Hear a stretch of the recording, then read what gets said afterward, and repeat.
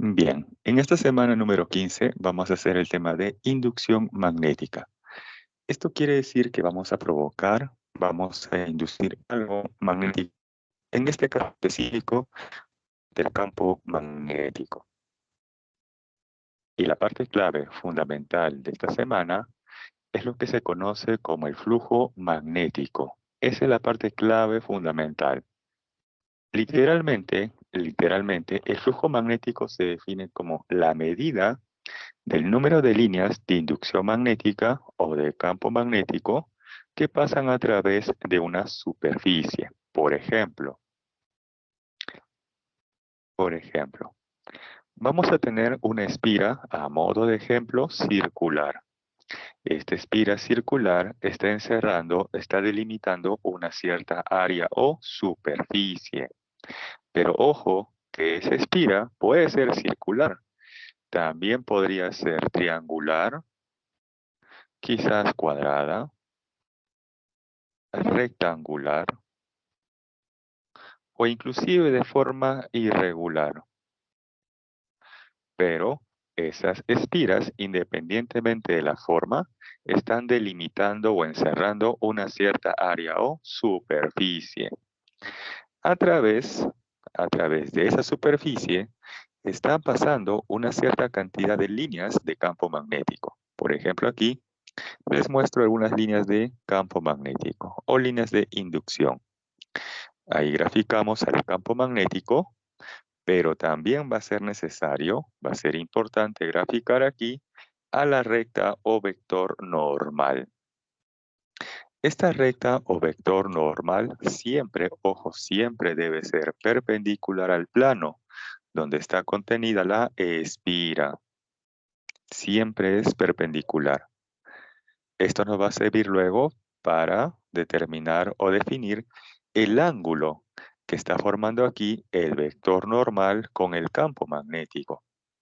Por ejemplo, respecto de ese observador, el ángulo que forma el vector normal y el campo magnético en este caso es θ. Con esta información ya puedo conocer el flujo magnético. Y es que matemáticamente se plantea que el flujo magnético es igual a la NBA coseno de θ, donde n hace referencia al número de espiras, número de vueltas, número de enrollamientos. B hace referencia a la magnitud del campo magnético. La letra A hace referencia al área o superficie que está delimitando la espira conductora. Y luego esto se multiplica con el coseno de θ. ¿Quién es θ? Θ es el ángulo formado por el vector normal y el campo magnético. De ahí que este flujo magnético en el sistema internacional va a quedar expresado en Weber, que se denota como W. Ahí tenemos entonces al flujo magnético. Ejemplo, en el examen les pueden plantear que una espira conductora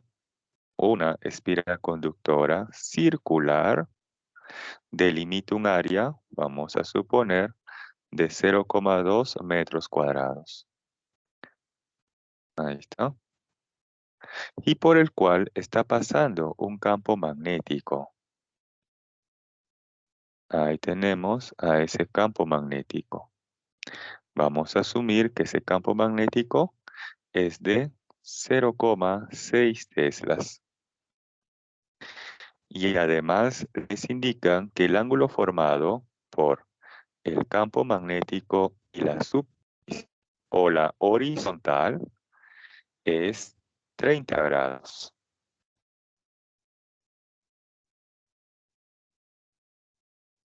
¿Listo? Pregunta, determine el flujo magnético. Entonces quizás me dirán, profe, mira el ojo. Flujo magnético es el número de espiras, en este caso, una espira conductora. ¿Por quién? La magnitud del campo magnético. ¿Cuánto vale? 0,6 teslas. ¿Por cuánto? El área. ¿Cuánto es el área que está delimitando la espira conductora? 0,2 metros cuadrados. Listo. Y finalmente por el coseno de θ. Ahí está, profe, al ojo, ese ángulo 30 grados. Y justo operan, encuentran clave y marcan. Y lamentablemente esa respuesta es incorrecta. ¿Por qué? Porque tener presente que el ángulo θ se define como el vector normal y el campo magnético. Es el ángulo formado por esos dos vectores, normal y campo magnético. Entonces, aquí lo que se tiene que hacer es graficar a ese vector normal, el cual siempre es perpendicular al plano, donde está contenida la espira. Entonces, aquí es 90 y él es 30, y como todo suma 180, quiere decir entonces que este ángulo formado por ese vector normal y el campo magnético, debe ser 60 grados. Entonces aquí el ángulo correcto no es 30, como lo habían indicado aquí en el gráfico, sino por el contrario, debe ser 60 grados. Tengan mucho cuidado con ese ángulo θ. Por lo general, en el examen, les van a mostrar como lo había indicado aquí al inicio, o sea, les van a dar el ángulo que forma el campo magnético respecto de la horizontal o respecto del plano que está delimitando esa espira conductora. No les van a dar posiblemente este ángulo θ de forma directa. Eso lo van a tener ustedes que deducir. Bien, hasta aquí pueden tomar la captura con ese ejemplo adicional. Entonces, tener presente que el ángulo θ siempre es el ángulo formado por el vector normal y el campo magnético. Y el vector normal siempre es perpendicular al plano donde está contenida la espira conductora.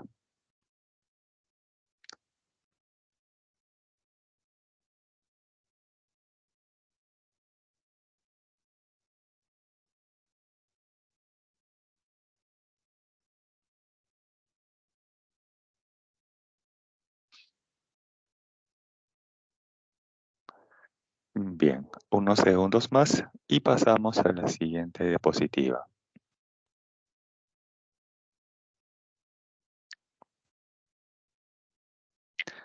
Y tenemos ahora el problema número 1. Nos dice, una espira rectangular de 15 centímetros de ancho y 20 centímetros de largo. Está ubicada en un campo magnético uniforme de 0,5 teslas.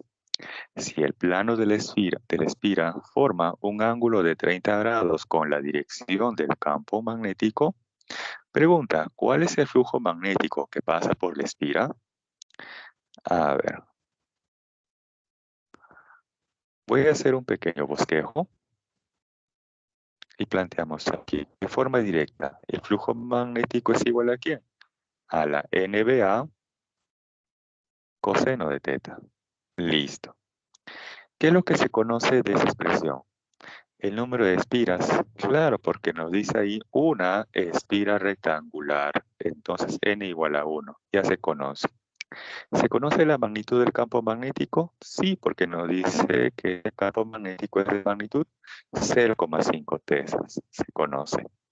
¿Conocemos el área que está delimitando esa espira rectangular? Claro que sí, porque nos dan, en este caso, sus dimensiones, nos dan su ancho y su largo. Con esa información se puede conocer el área. ¿Qué es lo que aún falta conocer? El ángulo θ. Quizás algunos por ahí pensarán, profe, mira el ojo, ahí está a 30 grados. Ese ángulo es el que tenemos que deducir si es correcto o no el valor de ese ángulo, 30 grados. Entonces, tengo que determinar cuánto vale ese ángulo θ. Y una vez que determine el valor de ese ángulo θ, pues podré saber el valor del coseno de ese ángulo. Y con ello finalmente, pues el flujo magnético. Entonces, el objetivo por el momento es conocer la medida de ese ángulo θ. Entonces, para eso voy a colocar un observador de forma lateral, de tal manera que ese observador va a observar esta espira rectangular como si fuera una línea, ya que lo está observando de perfil, de costado. Ahí tenemos el ángulo que forma esa espira con la horizontal y tenemos aquí también la dirección del campo magnético. Y trazamos la recta normal, el cual siempre es perpendicular al plano donde está contenida la espira. Ahora, Por rectas paralelas, esto es ya full geometría, por rectas paralelas, si este ángulo es 30 grados, entonces este ángulo de color celeste, por rectas paralelas, también debe ser 30 grados. Pero como todo suma 180 y él ya es 90, quiere decir que el ángulo formado por el vector normal y el campo magnético, ¿cuánto debe ser? 60 grados. Este sería el ángulo teta. Entonces, no era 30 grados como quizás se pensaba. En este caso es 60 grados. Bien, ya lo tenemos todo para reemplazar. Ya lo tenemos todo para reemplazar en esta expresión de flujo magnético. Ahora vamos a definir cuánto es el área. Como es una espira rectangular, el área se evalúa multiplicando sus lados. En este caso, 15 centímetros, centi 10 a la menos 2, por 20 centímetros. 20 centi, que es 10 a la menos 2. De aquí obtenemos que el área que está delimitando la espira rectangular es de 3 por 10 a la menos 2 metros cuadrados. Ahora sí reemplazamos. El flujo magnético es igual al número de espiras, en este caso una espira rectangular, entonces n es igual a 1, por la magnitud del campo magnético, que es de 0,5 teslas, por el área o superficie que delimita la espira conductora, en este caso 3 por 10 a la menos 2, y por el coseno de teta. ¿Cuánto vale en este caso teta? Pues 60 grados. Vamos a indicarlo por aquí. Vamos a indicarlo. Teta igual a 60 grados. Y el coseno de 60 es igual a 1/2. De ahí que evaluando, el flujo magnético es igual a 7,5 por 10 a la menos 3 Weber o 7,5 mili-Weber. Y esa finalmente sería la respuesta al problema. Hasta aquí pueden tomar la captura. Hasta aquí pueden tomar la captura. Un like si me he dejado entender con la solución de este problema.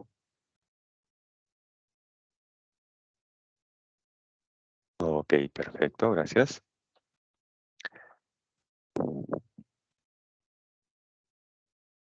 Unos segundos más. Si tuviesen alguna consulta, háganmelo saber con total confianza. Pueden activar su micrófono o también hacerlo mediante el chat.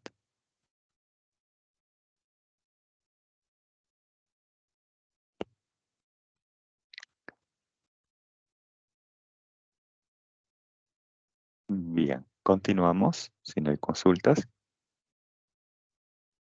Y ahora pasamos al problema número 2. Nos dice, una bobina circular de 100 espiras y área 120 centímetros cuadrados está dentro de una región de campo magnético uniforme de 0,2 teslas, cuya dirección forma un ángulo de 53 grados con la normal al plano de la bobina, como muestra la figura. Ahí tenemos entonces el estado, la configuración inicial. Luego nos dice lo siguiente, determine el cambio, o sea, la variación de flujo magnético si al girar la bobina, la normal forma un ángulo de 37 grados con la dirección del campo magnético. Entonces, ahora vamos a aplicar una rotación a la bobina. Debido a esa rotación, es que ahora esa bobina o el plano de esa bobina, ¿correcto? Que es mediante el vector normal con el campo magnético, ahora forman 37 grados. Con esa información quiero conocer el cambio o la variación del flujo magnético. Pero antes de entrar en detalle a este problema, ¿sí? Antes de entrar en detalle a este problema. Bien, acá ustedes observan que el ángulo ha cambiado, pasó de 53 a 37. Esto ocurre cuando el espira o el campo magnético están rotando. ¿Me explico? Me explico con este esquema. Imaginemos que tenemos aquí una espira en posición horizontal. y pasa por ella un campo magnético verticalmente hacia arriba. Yo grafico aquí el vector normal, el cual siempre es perpendicular al donde está contenida la espira. Ahí está. Y observo que el ángulo formado por ese vector normal y el campo magnético es igual a 0, ya que ambos son paralelos. Como ambos son paralelos, entonces el ángulo que forman entre ellos es 0 grados. Eso sería como que al inicio, ¿correcto? Mi estado inicial. ¿Qué sucede si de pronto yo roto, ojo, solamente roto la espira? Mantengo fijo la dirección del campo magnético y roto la espira.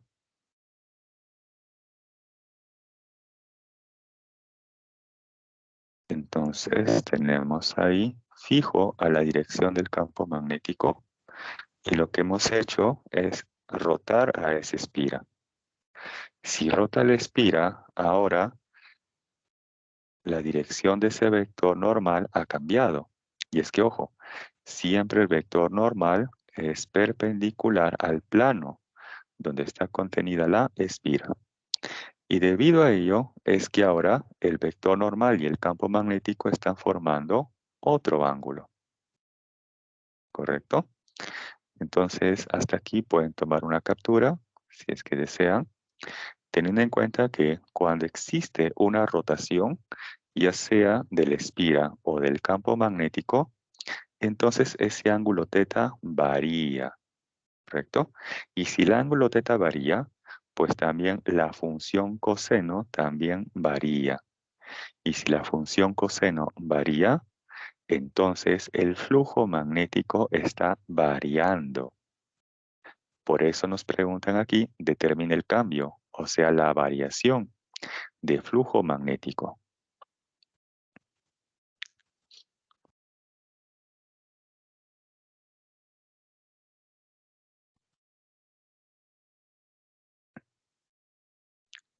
Bien, borramos y continuamos con el problema original.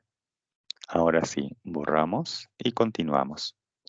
Entonces, como esta bobina ha sufrido una rotación, entonces el ángulo que forma el vector normal y el campo magnético ha variado, pasando de 53 a 37 grados. Y nos preguntan la variación del flujo magnético o el cambio del flujo magnético. Tener presente que toda variación siempre es una diferencia de algo final respecto de algo inicial. Entonces tengo que restar este flujo magnético final cuando el ángulo es 37 grados menos el flujo magnético inicial, que es cuando el ángulo es de 53 grados. ¿Y cómo se va a determinar ese flujo magnético inicial y final? Con esta expresión, con la NBA coseno de θ, donde este ángulo θ es el que está cambiando. Bien, continuamos y lo pasamos a limpio.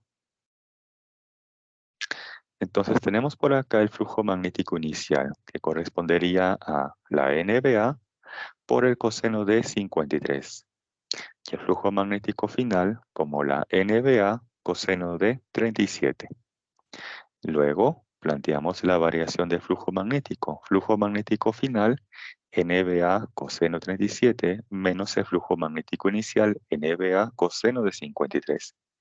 En ambos yo podría factorizar el término NBA. Entonces tenemos ahí NBA por, en paréntesis, coseno 37 menos coseno 53. Y en el siguiente paso reemplazamos los valores. ¿Cuánto vale N? Dice una bobina circular de 100 espiras. Entonces, número de espiras, 100. Por la magnitud del campo magnético, que vale 0,2 teslas. Por el área o superficie, en este caso 120 centímetros cuadrados. Para pasarlo a metros cuadrados, se multiplica por el factor 10 a la menos 4. Luego, por el coseno 37, que vale 4 quintos, menos el coseno de 53, que vale 3 quintos.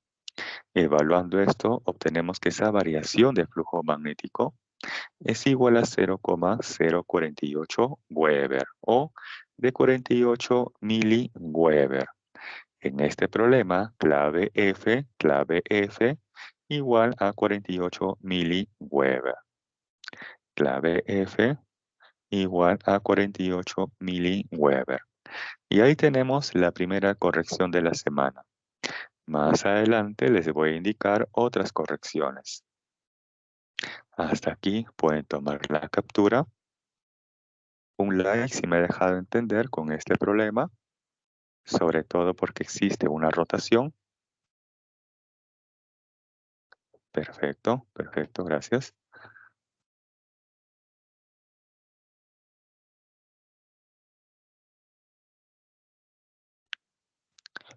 Unos segundos más. Y luego pasamos a la siguiente diapositiva.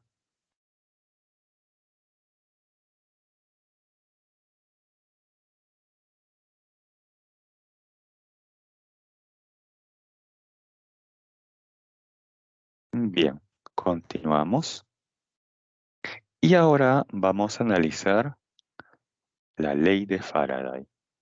Nos dice lo siguiente: un flujo magnético variable produce una FEM, o sea, una fuerza electromotriz, que es un término que ustedes lo conocen, lo han estudiado o lo han escuchado en el curso de química, ¿no? La fuerza electromotriz, cuando posiblemente han visto celdas galvánicas, posiblemente. Esta fuerza electromotriz también se le conoce como la FEM inducida, el voltaje inducido o la diferencia potencial inducida. Tiene varios nombres, todos ellos son equivalentes. La FEM inducida, voltaje inducido, diferencia de potencial inducida. Pero para ello vamos a recordar la primera diapositiva. Ahí les propuse una espira por el cual está pasando un campo magnético, el cual a su vez forma un ángulo θ respecto de la normal.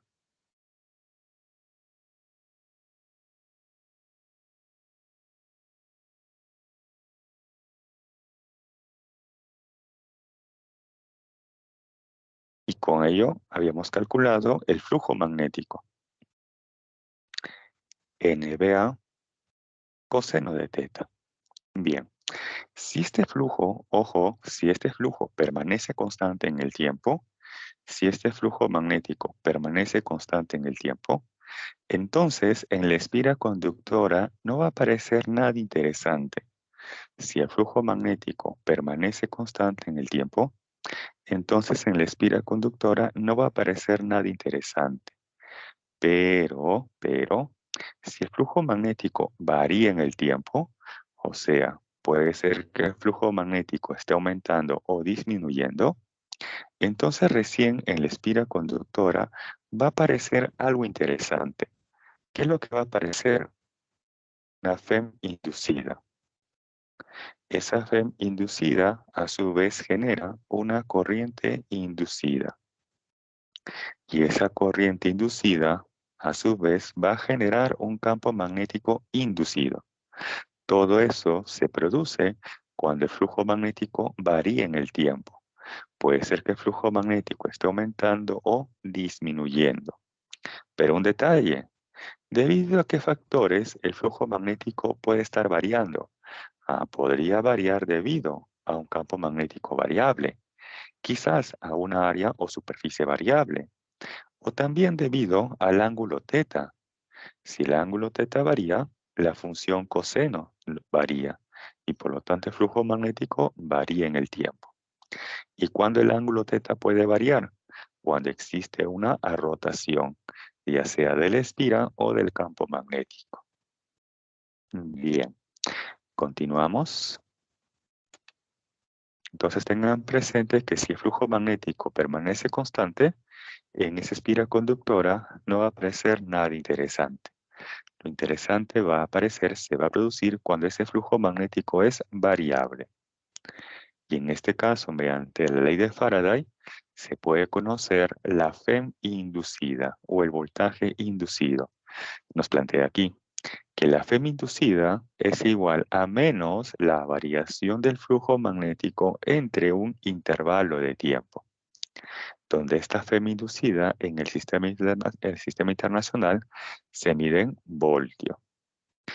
Tenemos por aquí otras formas para obtener esa Fm inducida, pero estas dos formas adicionales son para situaciones muy concretas, muy particulares.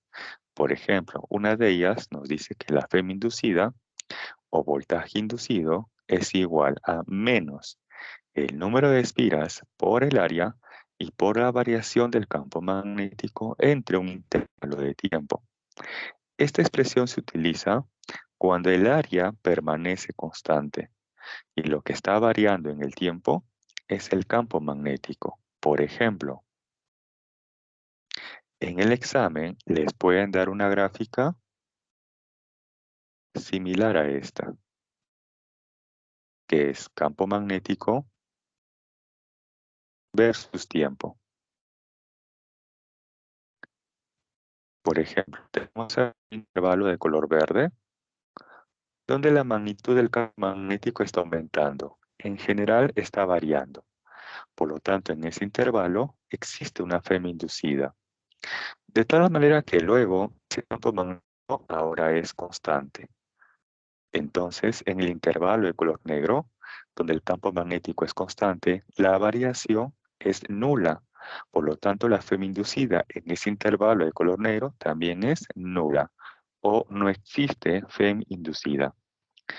Y luego, la magnitud de ese campo magnético disminuye hasta que se hace cero. Entonces, ahora, en el intervalo de color celeste, existe una variación del campo magnético y por lo tanto en ese intervalo también existe una Fm inducida. En resumen, existe una Fm inducida en los intervalos verde y celeste. Luego vamos a analizar la otra forma, donde la Fm inducida es igual a menos el número de espiras por la magnitud del campo magnético y por la variación del área entre un intervalo de tiempo. Esta se utiliza cuando el campo magnético es constante y lo que está variando en el tiempo es el área o superficie. Por ejemplo, en el examen les pueden dar a ustedes la siguiente gráfica: área versus tiempo.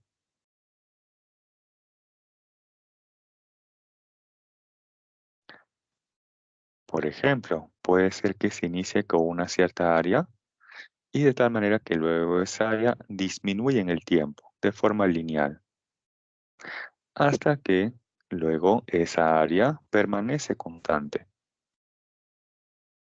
Y luego el área aumenta, se incrementa.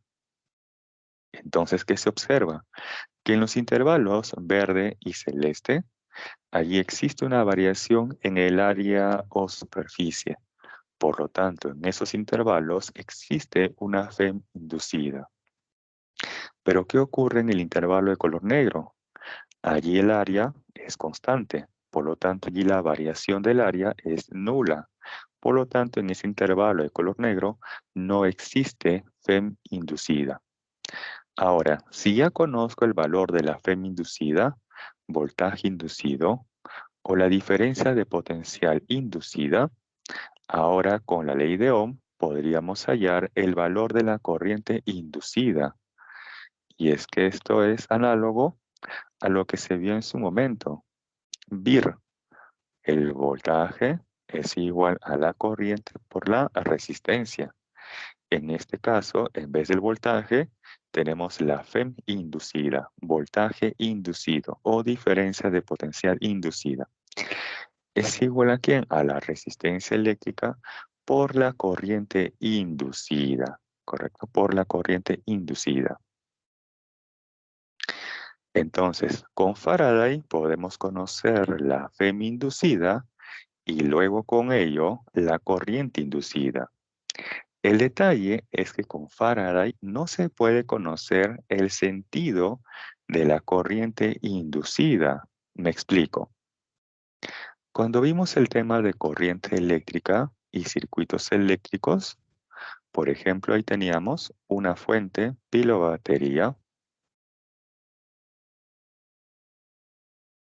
y por aquí conectado una resistencia eléctrica R. Si les preguntan en el examen con respecto a ese circuito bien sencillo, ¿cuál es el sentido de la corriente? Su respuesta, ¿cómo debe ser? ¿Horario o antihorario? Si les preguntan, determine cuánto es la corriente y además el sentido de la corriente. ¿Cómo es aquí el sentido de esa corriente que suministra la fuente a este circuito?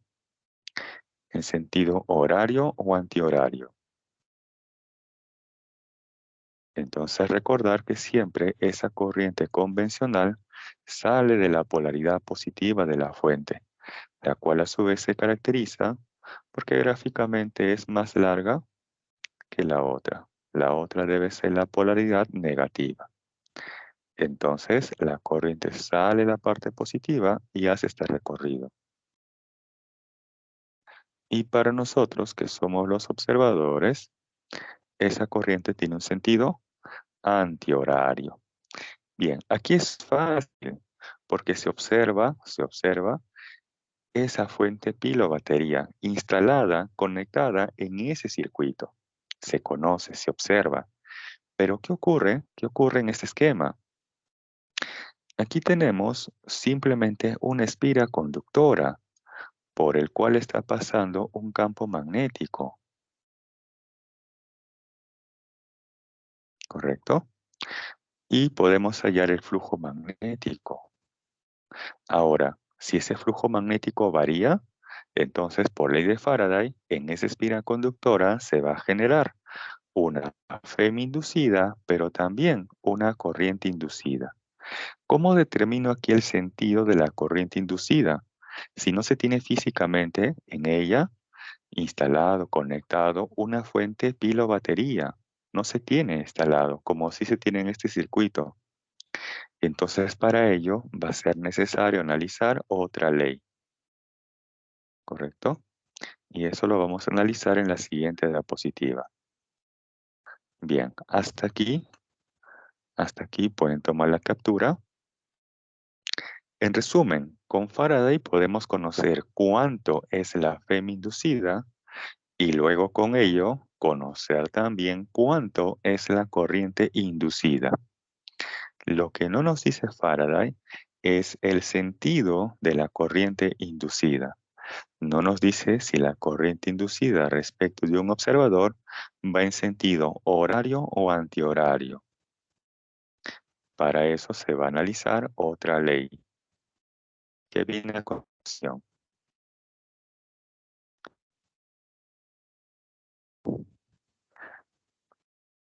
A esta ley se le conoce como la ley de Lenz y nos dice lo siguiente. Una FEM inducida genera una corriente eléctrica inducida, cuyo campo magnético inducido se opone al cambio del flujo magnético. Es por eso que tenemos esta secuencia. Una variación en el flujo magnético que produce, según la ley de Faraday, una FEM inducida. Esa FEM inducida, a su vez, que genera una corriente inducida. Y esta corriente inducida, a su vez, que genera un campo magnético inducido. Y este campo magnético inducido es tal que se opone a esa variación o a ese cambio del flujo magnético. Entonces tengan presente esta secuencia, que lo vamos a resumir de la siguiente manera. ¿Sí? Por ejemplo, les había indicado que ese flujo magnético es variable y puede ser que esté aumentando o quizás disminuyendo. Vamos a analizar ambas situaciones. La primera, cuando el flujo magnético aumenta en el tiempo, ¿sí? Aumenta en el tiempo, es creciente en el tiempo. Entonces, tengo aquí una espiral conductora, de tal manera que para un tiempo inicial T sub 0, de tal manera que para un tiempo inicial T sub 0, en esa espiral conductora van a pasar una cierta cantidad de líneas de campo magnético. En este caso, voy a considerar que pasan dos líneas de campo magnético externo. Sí, voy a considerar que están pasando inicialmente dos líneas de campo magnético externo. Ese es al inicio. Luego, en esa espira conductora, para un tiempo T posterior, sí, ojo, luego para esa espira conductora, para un tiempo T posterior, ahora van a pasar 4 líneas de campo magnético externo. Entonces, según la definición literal del flujo magnético, ¿qué ha ocurrido aquí con el flujo magnético en ese intervalo de tiempo? ¿Ha aumentado o ha disminuido? Según la definición literal del flujo magnético, ¿el flujo ha aumentado o ha disminuido?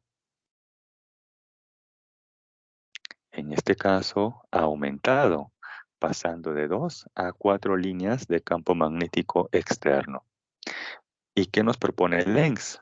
Que cuando el flujo magnético aumenta, la espira conductora se va a oponer, ojo, la espira conductora se va a oponer a ese incremento, a ese aumento del flujo magnético.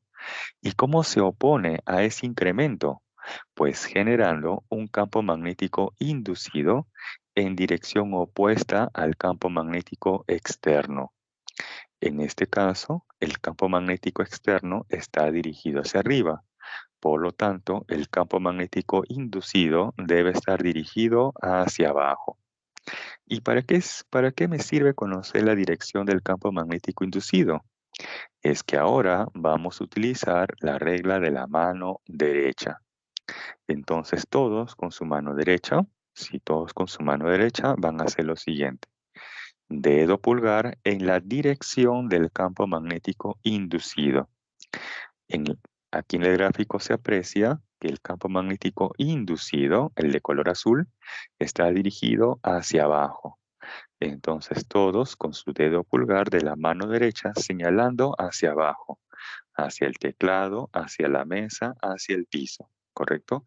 Señalando hacia abajo. Manteniendo fijo el dedo pulgar señalando hacia abajo, giren sus otros 4 dedos en torno al dedo pulgar. Y confirmen luego con un like si esa es el sentido de la corriente o es el sentido de sus 4 dedos. Perfecto, perfecto. Entonces, nuevamente, dedo pulgar hacia abajo y sus otros 4 dedos van a girar con respecto a su dedo pulgar.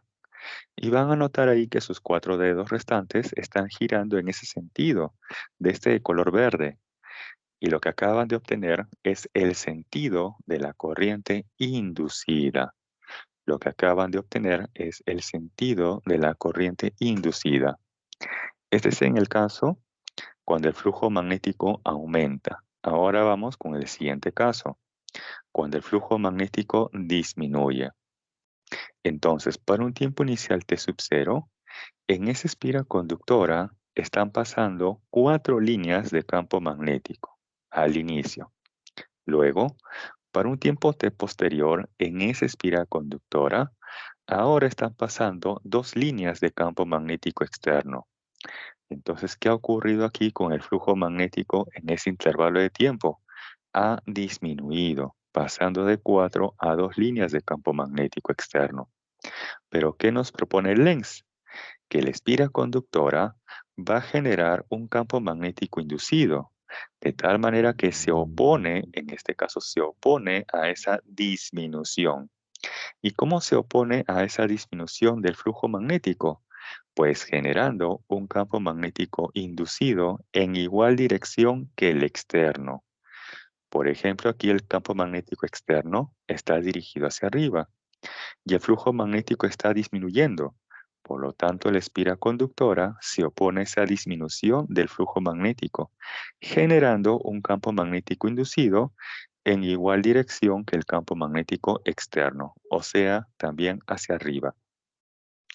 Ahora aquí vamos a utilizar también la regla de la mano derecha. Entonces, todos con su mano derecha hacemos lo siguiente. Dedo pulgar en la dirección del campo magnético inducido. Aquí el campo magnético inducido está dirigido hacia arriba. Entonces, dedo pulgar señalando hacia arriba, señalando hacia el techo. Manteniendo fijo el dedo pulgar señalando hacia arriba o hacia el techo, ahora giren sus otros 4 dedos en torno al dedo pulgar y confirman luego con un like si sus 4 dedos están girando en ese sentido de esa flecha de color verde. Confirmen ahí con un like si sus 4 dedos están girando en esa flecha de color verde. Perfecto. Y lo que acaban de obtener es el sentido de la corriente inducida. Bien, en resumen, cuando el flujo magnético aumenta, el campo magnético externo e inducido tienen direcciones opuestas y por ese motivo se dice que entre ellas hay una repulsión. Y cuando el flujo magnético disminuye, el campo magnético externo e inducido tienen igual dirección. Y por ese motivo, entre ellas existe una atracción. Conociendo la dirección del campo magnético inducido y utilizando la regla de la mano derecha, finalmente se va a conocer el sentido de la corriente inducida. Bien, hasta aquí pueden tomar la captura. Si ustedes observan aquí, en ningún momento he utilizado alguna ecuación. En ningún momento he utilizado alguna ecuación. Y es que la ley de Lenz es meramente cualitativa, mientras que Faraday es cuantitativa. Faraday me indica cuánto es la corriente inducida y Lenz cómo circula la corriente inducida. Faraday me indica la parte cuantitativa y Lenz la parte cualitativa. Faraday me dice cuánto y Lenz me dice cómo. Por ejemplo, en el examen les podrían plantear a modo de proposición. La ley de Lenz o Lenz define cuánto es la corriente inducida. La ley de Lenz define cuánto es la corriente inducida. ¿Verdadero o falso? Si les plantean, la ley de Lenz define cuánto es la corriente inducida. ¿Verdadero o falso?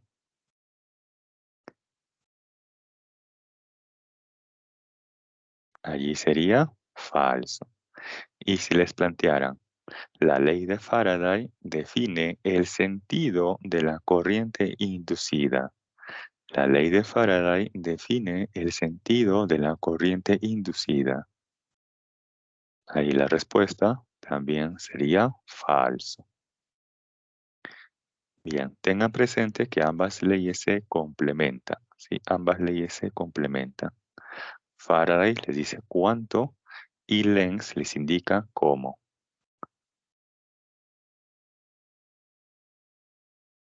Bien, pasamos entonces a la siguiente diapositiva. Y ahora pasamos al problema número 6, ¿correcto? Entonces hago un salto largo hasta el problema número 6 y nos plantean lo siguiente. Un campo magnético varía según esta ecuación, 20 más 30T, y donde ese campo magnético luego está expresado en militeslas, el cual se encuentra en una dirección perpendicular a la sección transversal de una bobina cuadrada de 100 espiras y lado 10 centímetros. Pregunta. Determine la magnitud de la FEM media inducida en la bobina entre 0 y 3 segundos. Muy bien. Este esquema gráfico, no va a ser necesario que ustedes lo planteen en el examen. Es solamente un esquema para poder visualizar lo que nos están indicando. Pero no va a ser necesario que ustedes lo planteen esto en el examen. Bien, vamos directamente a la pregunta. Nos dice determine la magnitud de la FEM inducida.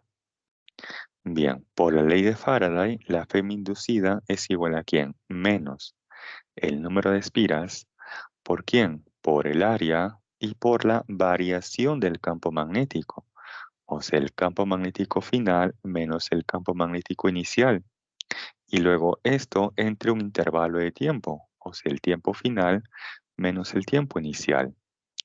¿Qué se conoce de esa expresión? A ver, ¿qué se conoce? ¿Se conoce el número de espiras? Sí, porque nos hablan aquí de 100 espiras. Entonces n se conoce, un check. ¿Conocemos el área? Sí se puede conocer el área, porque esa bobina es cuadrada y de lado 10 centímetros. Entonces, como es una espira cuadrada, pues su área se evalúa como el lado al cuadrado. Entonces, esa área ya se conoce, se puede conocer. ¿El intervalo de tiempo se conoce? Claro que sí, porque vamos de 0 a 3 segundos. Entonces se conoce el tiempo inicial y se conoce el tiempo final.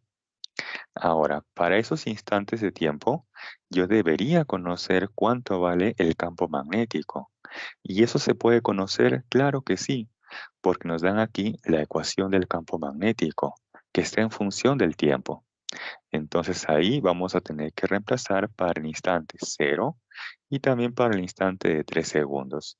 Y con ello vamos a conocer estos campos magnéticos final e inicial.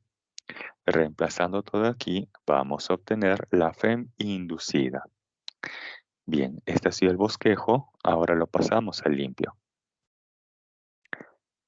Bien, voy a conocer el campo magnético para T igual a 0. Entonces tenemos 20 más 30T, pero T vale 0. De ahí que el campo magnético inicial es igual a 20 militesla.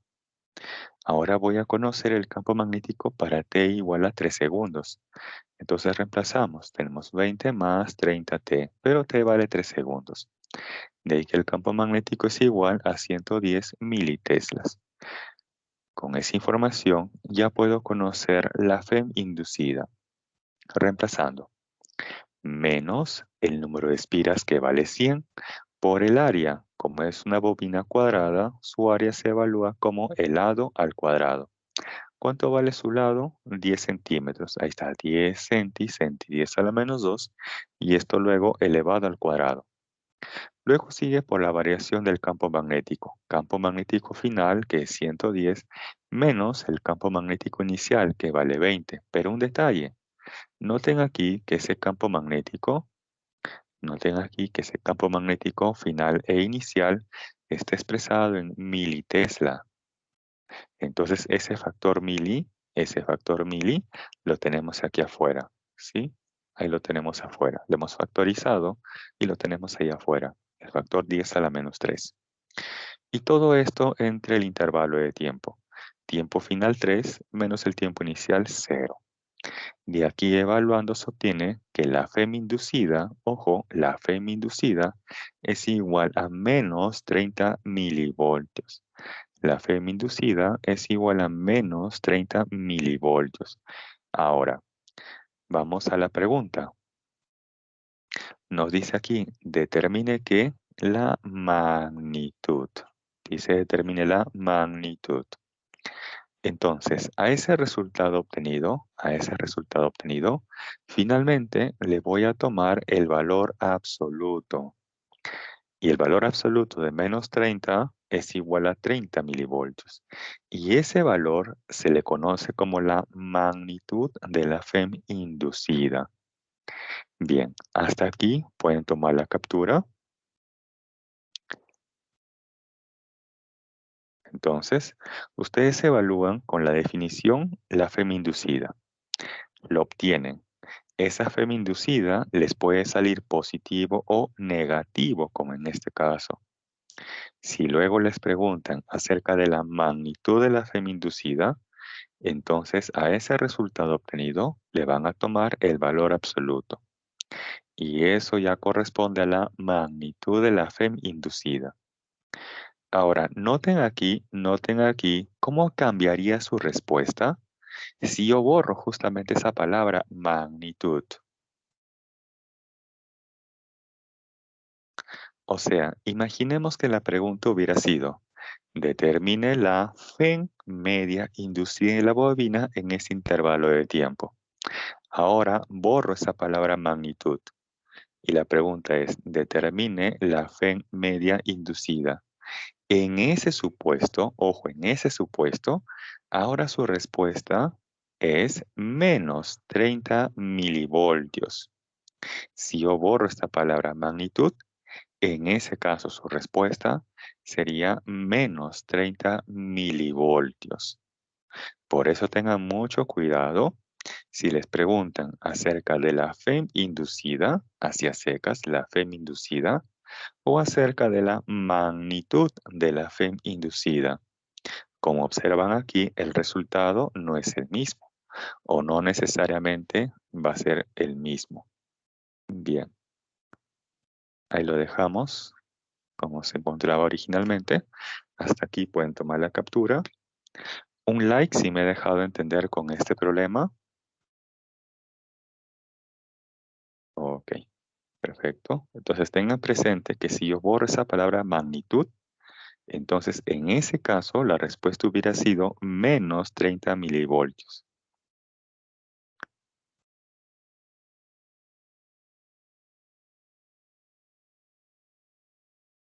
Bien, continuamos. No hay consultas hasta aquí. Bien. Y ahora vamos al problema número 3. Nos dice, un imán se mueve alejándose perpendicularmente de una bobina de 200 espiras y área 100 centímetros cuadrados, como muestra la figura. Si el campo magnético varía de 0,2 teslas a 0,1 teslas en un intervalo de tiempo de 10 milisegundos, pregunta, determine la magnitud de la FEM media inducida en la bobina y además el sentido de la corriente inducida. Este tipo de problemas en los cuales se les pregunta la FEM inducida o la magnitud de la FEM inducida y adicionalmente el sentido de la corriente inducida son típicos de examen. Entonces acá tenemos un modelo de pregunta de examen. Bien, entonces tenemos aquí en el gráfico que este imán se está alejando de esta bobina, ¿correcto? Se está alejando. Y luego nos preguntan con esa información la FEM inducida. Entonces planteamos, la FEM inducida es igual a menos el número de espiras, en este caso por el área y por la variación del campo magnético, que es el final menos el inicial, y esto luego entre un intervalo de tiempo. ¿Qué es lo que se conoce de esa expresión? El número de espiras. Ahí está, 200 espiras. También se conoce el área. Ahí lo tenemos, 100 centímetros cuadrados. También tenemos el campo magnético final e inicial, porque pasa de un campo magnético inicial de 0,2 teslas a un campo magnético final de magnitud 0,1 teslas.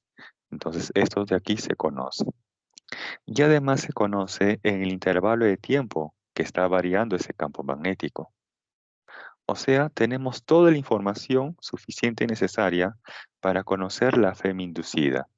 Luego, a ese resultado obtenido, le voy a tomar el valor absoluto, porque luego me están preguntando la magnitud de la FEM inducida.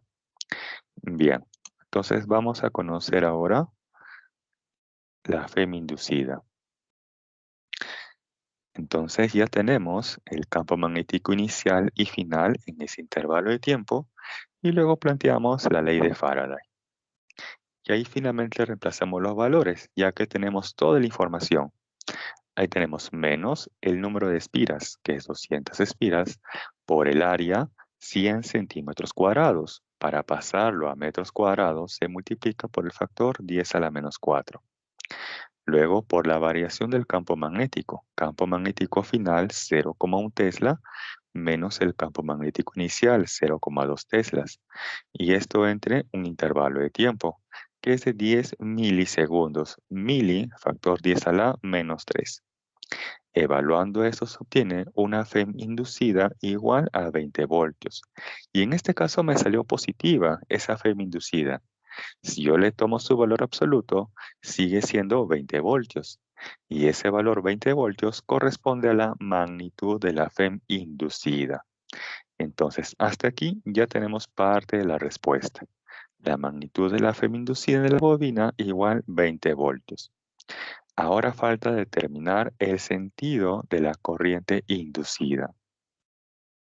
¿Cómo determino el sentido de la corriente inducida? ¿Con ley de Faraday o ley de Lenz? Vamos por partes. ¿Cómo determino el sentido de la corriente inducida? ¿Con ley de Faraday o ley de Lenz?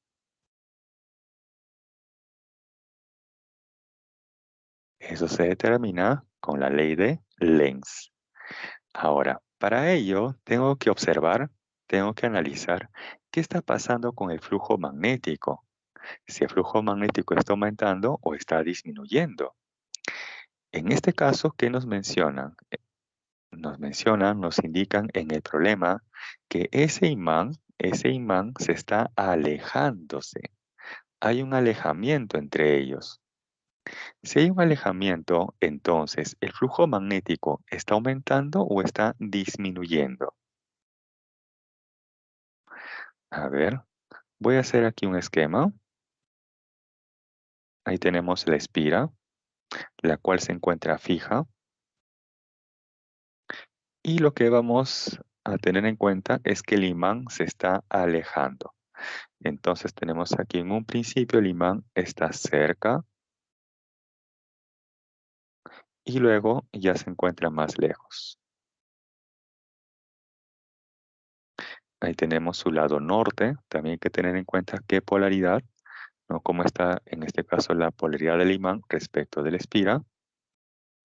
Ahí está su polaridad norte y sur. Esto es importante porque recordar de la clase pasada que por el lado norte magnético del imán, las líneas de campo magnético son salientes.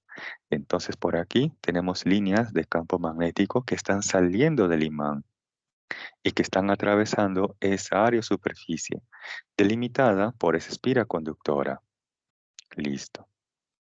Esto es al inicio, ¿correcto? Pero luego el imán se está alejando. Entonces, ¿qué va a suceder con ese número de líneas de campo magnético que está pasando a través del área que está delimitando esa espira conductora? Pues ahora está disminuyendo. Y si el imán está muy, muy, muy lejos, muy, muy alejado, entonces prácticamente ya no habrá ninguna línea de campo magnético atravesando la espira. Moraleja, cuando existe un alejamiento, el flujo magnético disminuye. El flujo magnético disminuye. Y por el contrario, cuando existe un acercamiento,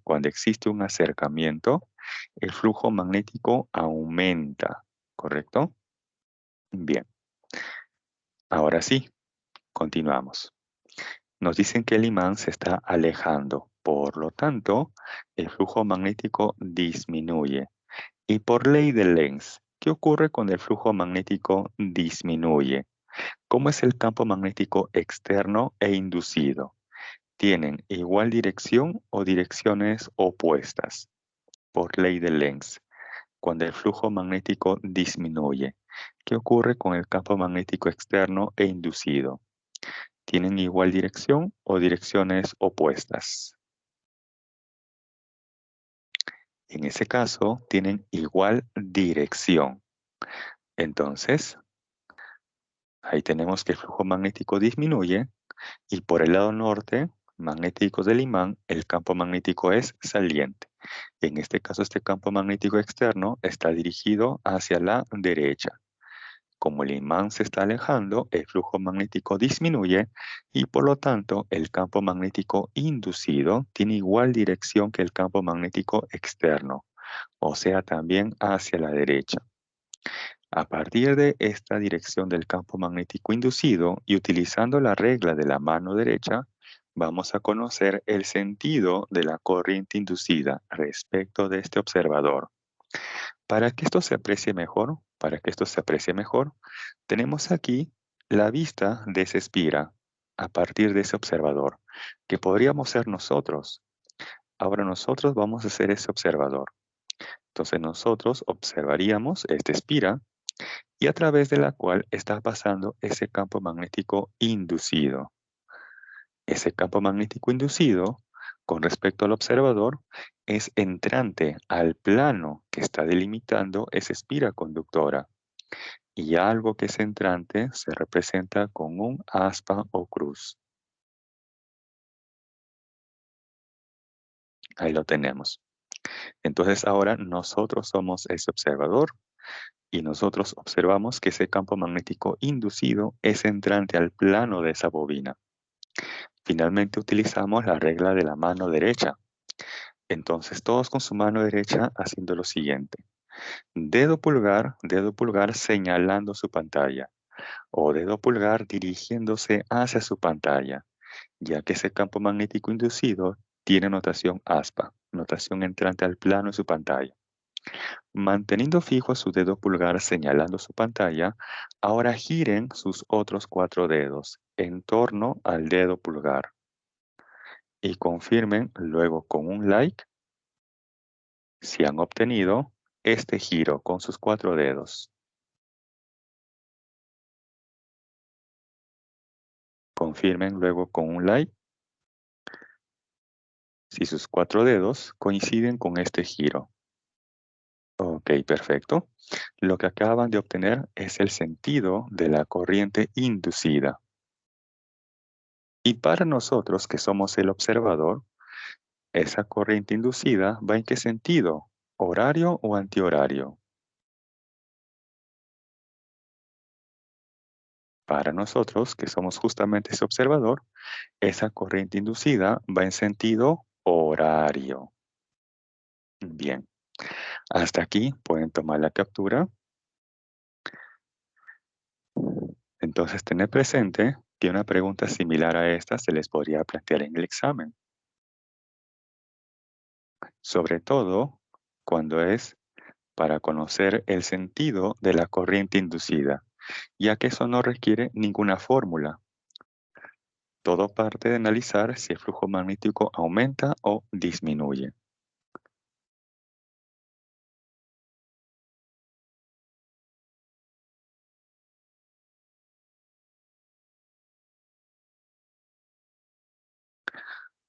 Un like si me ha dejado entender con este problema, que ha sido un tanto extenso. Ok, perfecto. Entonces, en resumen, cuando existe un alejamiento de la bobina y el imán, entonces el flujo magnético disminuye.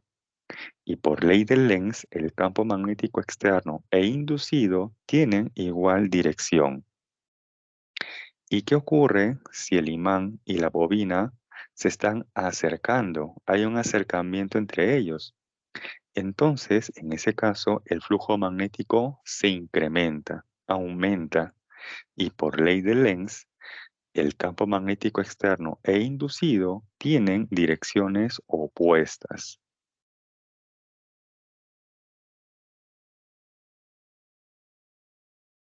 Bien, continuamos y pasamos ahora al problema número 4. Nos dice, en la figura, un imán de barra se mueve respecto a una bobina conductora que se encuentra en reposo.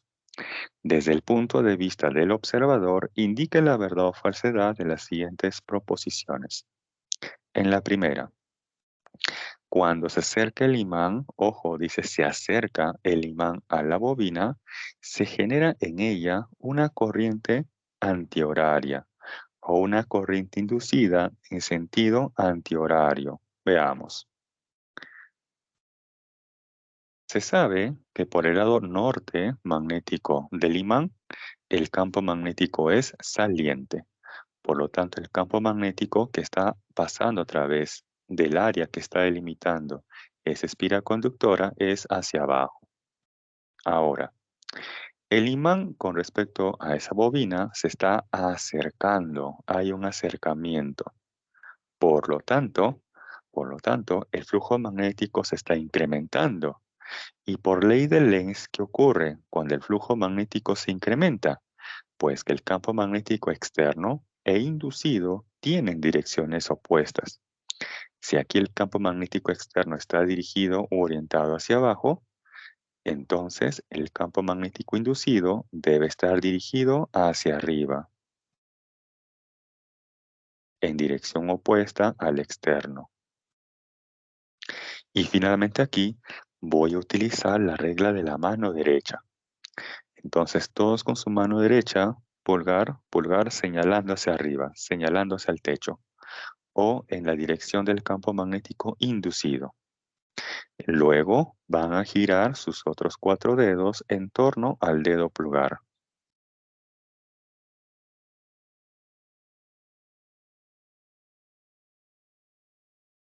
Y confirmen con un like si sus 4 dedos están girando de esa manera. Confirmen con un like si sus 4 dedos están girando de esa manera. Dedo pulgar hacia arriba y manteniendo fijo el dedo pulgar hacia arriba, giren sus otros 4 dedos. Confirmen ahora si sus 4 dedos están girando de esa forma con un like. Ok. Lo que acaban de obtener es el sentido de la corriente inducida. Ahora, para ese observador que se encuentra aquí arriba, ¿correcto? ¿Cómo es la corriente inducida? ¿En sentido horario o antihorario? Una forma de visualizar esto es que ustedes se pongan en el lugar del observador. Entonces pueden hacer lo siguiente. Su mano derecha, péguenlo, pónganlo muy cercano hacia su pecho. Allí coloquen su dedo pulgar hacia arriba, señalando hacia arriba, ¿correcto? Y luego giren sus 4 dedos. Y observen desde arriba, así en su posición natural como se encuentran, observen cómo están girando sus 4 dedos. ¿En sentido horario o antihorario? Observen cómo están girando sus 4 dedos. ¿En sentido horario o antihorario?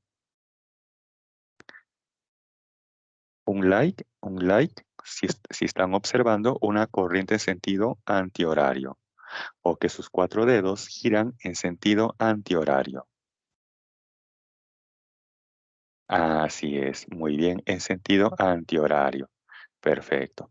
Por lo tanto, la primera proposición es verdadera. Muy bien, señorita Valeria, perfecto, antihorario.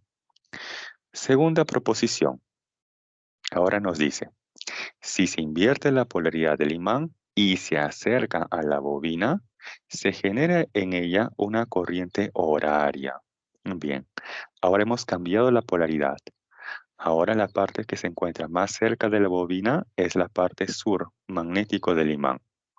Recordar que por la parte sur del imán, el campo magnético es entrante. Entonces voy a graficar aquí ese campo magnético. Ahí tenemos a ese campo magnético, ¿correcto? Ahora, ¿qué nos menciona? Nos dice que el imán y la bobina, entre ellas hay un acercamiento. Entonces, si se acerca, ¿qué ocurre? Que el flujo magnético se incrementa. Y si el flujo magnético se incrementa, entonces por ley de Lenz, el campo magnético externo e inducido tienen direcciones opuestas. Si aquí el campo magnético externo está dirigido hacia arriba, entonces el campo magnético inducido debe estar dirigido hacia abajo.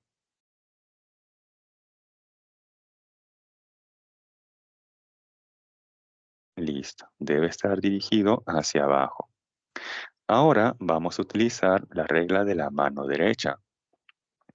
Entonces todos con su mano derecha, ahora dedo pulgar señalando hacia abajo, hacia el teclado, hacia la mesa, hacia el piso.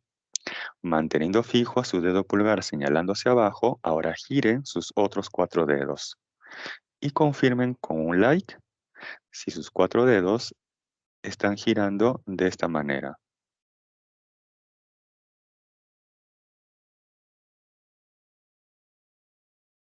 Claro, así es, muy bien.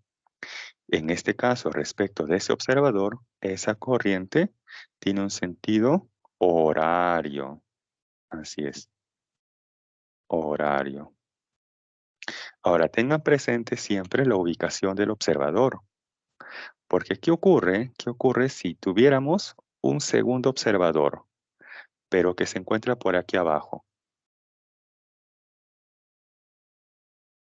Imaginemos a un segundo observador, pero aquí abajo, por debajo del plano que delimita esa espira. Entonces, para ese segundo observador, ¿cómo va a ser la corriente? ¿En sentido horario o en sentido antihorario? Si lo considero respecto a este observador número 2, el que se encuentra aquí abajo, ¿él va a observar una corriente en sentido horario también o en sentido antihorario? En ese caso, para el número 2, esa corriente va en sentido antihorario. Por eso, ojo, por eso tengan presente la ubicación del observador. Sí, tengan presente la ubicación del observador. En este caso concreto, el observador se encuentra por encima de la espira. Por eso que todas las proposiciones lo estamos analizando respecto de ese observador. Si cambiamos la ubicación del observador, como por ejemplo aquí abajo, entonces él va a observar una corriente en sentido contrario. Sí, tengan presente ese detalle. Bien, tercera y última proposición nos dice, si se aleja, ojo, si se aleja el imán de la bobina, se genera en ella una corriente antihoraria. Bien, nuevamente tenemos aquí la ubicación de ese imán y recordar que por la parte norte sale el campo magnético. Ahí tenemos entonces ese campo magnético que sale de la parte norte. Bien, ahora, ¿qué ocurre entre el imán y esa bobina? Dice que existe ahora un alejamiento. Si se aleja, ¿qué ocurre con el campo magnético externo e inducido? O mejor dicho, vamos de un principio. Si se aleja, el flujo magnético disminuye. Y por ley de Lenz, ¿qué ocurre cuando el flujo magnético disminuye? El campo magnético externo e inducido tienen igual dirección. O sea que el campo magnético inducido aquí también es hacia abajo. Y finalmente, utilizando la regla de la mano derecha, todos, dedo pulgar señalando hacia abajo, y luego van a girar sus otros 4 dedos. Y van a notar ahí que sus otros 4 dedos están girando de esta manera.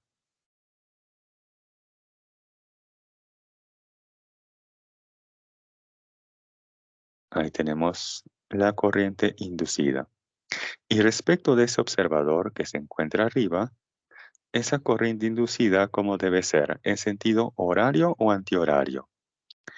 Si ustedes observan los esquemas de la segunda proposición y la tercera proposición, se observa que el sentido de la corriente inducida es igual en ambas respecto de ese observador, o sea que para ambos es en sentido horario. Pero aquí nos dice en la tercera proposición que la corriente va en sentido antihorario. Así es, señorita Valeria. Por lo tanto, la tercera proposición es falsa. Listo. Bien, hasta aquí pueden tomar la captura. Hasta aquí pueden tomar la captura.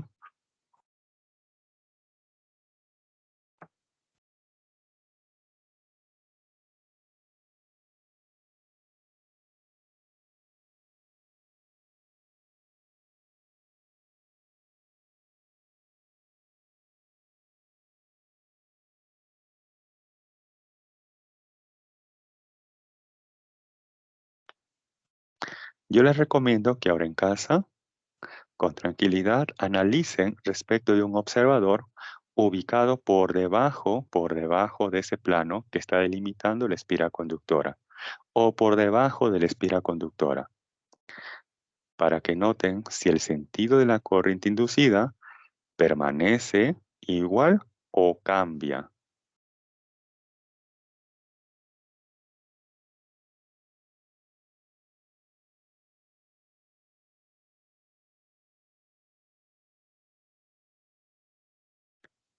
Bien, pasamos entonces a la siguiente diapositiva.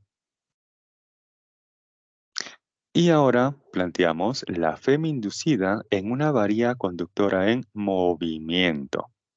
Para eso vamos a considerar el siguiente sistema. Tenemos aquí dos alambres paralelos, dos alambres conductores paralelos, muy largos o infinitos. donde por el extremo izquierdo se ha conectado una resistencia eléctrica R. Y por encima de esos dos alambres paralelos y muy largos, se ha colocado una varilla conductora, esta de color verde. Esta varilla conductora se va a encontrar en movimiento, desplazándose ya sea hacia la derecha o hacia la izquierda, en una región en la cual existe un campo magnético que puede ser entrante o puede ser saliente. Entonces, para este esquema, les propongo que ustedes me indiquen con qué campo magnético quieren trabajar, con un campo magnético entrante o saliente, notación aspa o notación punto. Elijan uno, el que ustedes deseen. Elijan un campo magnético, entrante o saliente, aspa o punto. Elijan uno.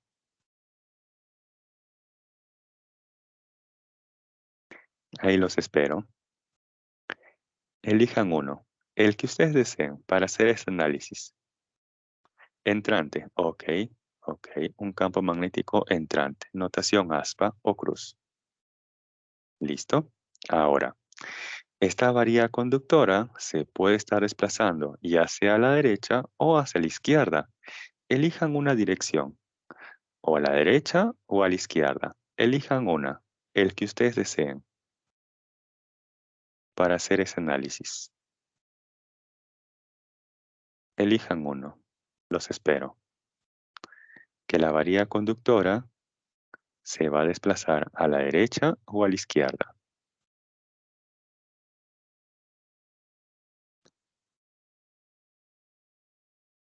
O si desean, yo lo elijo.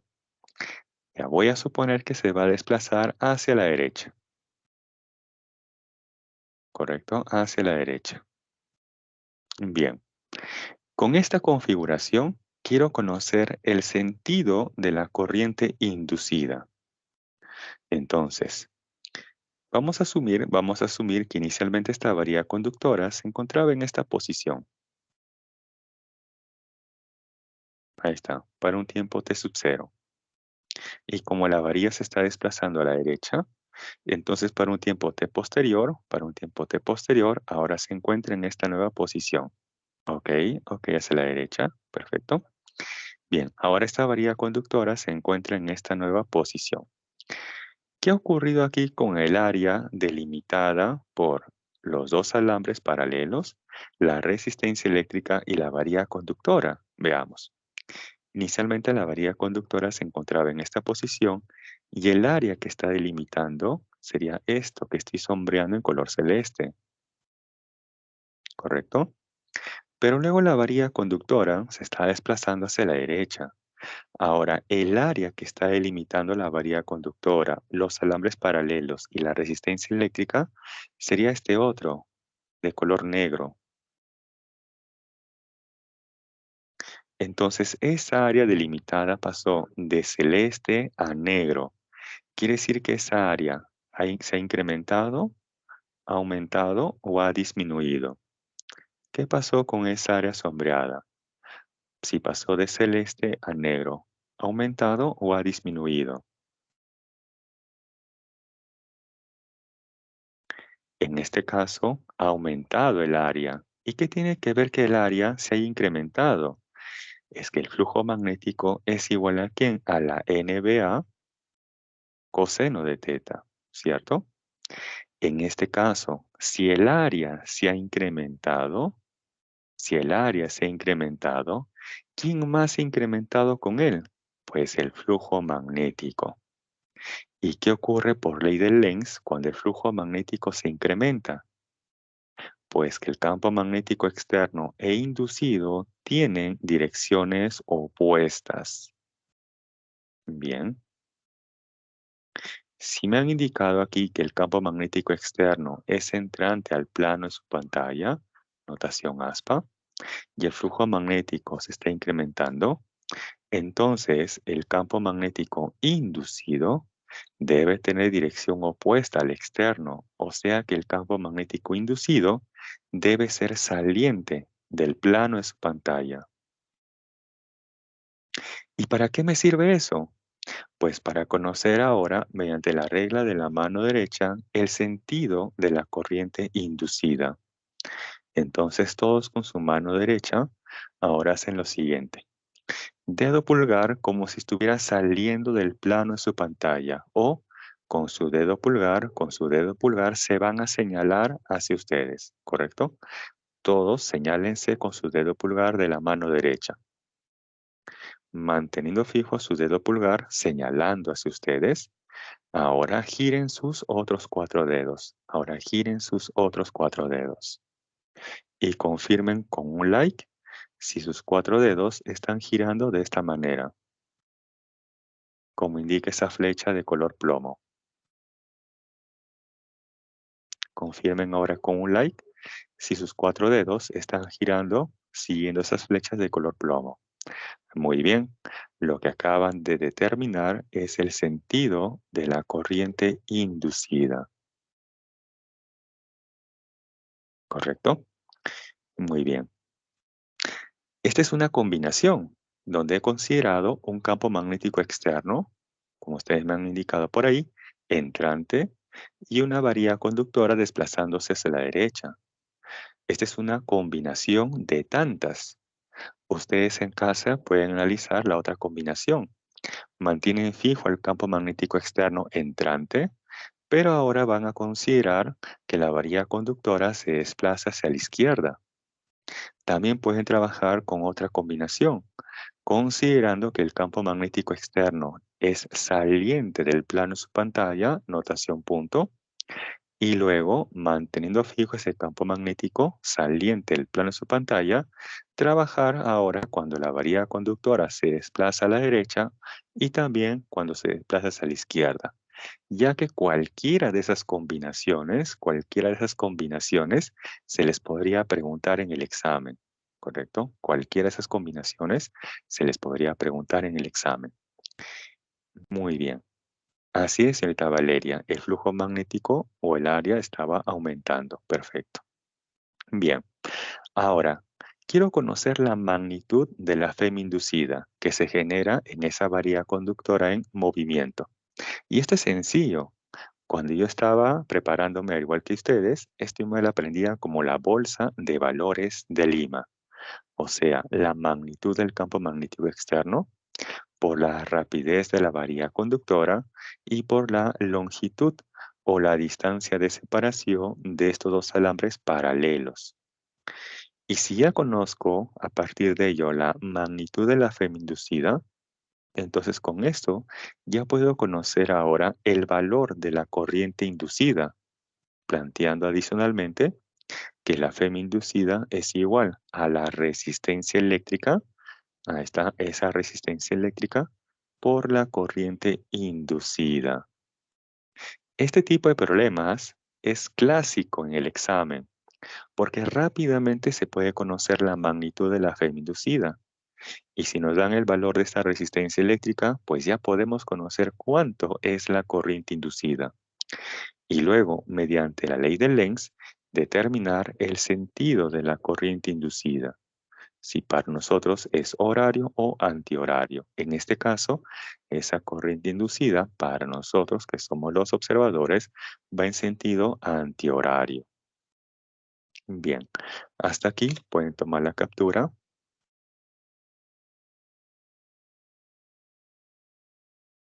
Por eso les comentaba que la parte clave fundamental de esta semana es el flujo magnético. Todo parte de ahí. Si el flujo magnético se incrementa, entonces por ley de Lenz, el campo magnético externo e inducido tienen direcciones opuestas. Y si el flujo magnético disminuye, entonces por ley de Lenz, el campo magnético externo e inducido tienen igual dirección. Y donde el flujo magnético puede variar debido a qué factores. El campo magnético puede ser el área o también puede ser la función coseno. Y en ese caso específico, debido a la variación del ángulo θ, el cual varía cuando existe una rotación.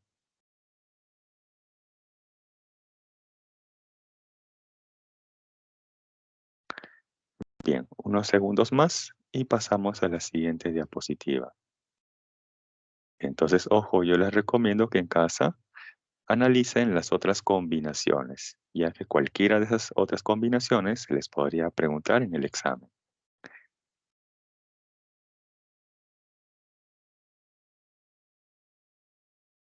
Bien, pasamos entonces a la siguiente diapositiva y tenemos ahora el problema número 5. Nos dice, en la figura, la varilla conductora de longitud 50 centímetros se desplaza sobre un riel conductor en forma de U, con rapidez de 10 metros por segundo, en un campo magnético uniforme.